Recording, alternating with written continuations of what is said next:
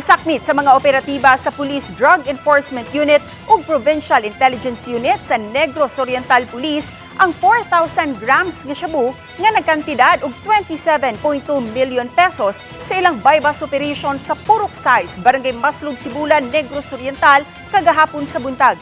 Nadakpan usab nila ang suspect nga si alias Elgin, 50 anyos, minyo, nagpuyo sa Barangay 2, Bai City, Negros Oriental ug usa kini ka high value individual. Sa impormasyon sa Negros Oriental Police Provincial Office, usa ka buwan nilang gipaubos sa monitoring ang maong suspitsado human sila makadawat og impormasyon nga nalambigit kini sa illegal nga kalihukan. Nasayran usab sa kapulisan nga ang suspect giingong bodigero sa illegal nga drogas. Matud pa, 2nd District sa Negros Oriental ang area of disposal sa maong suspect sa mga shabu nga iyang nasakmit. Ang 2nd District gikan kini sa Dumaguete City, paingon Bai City.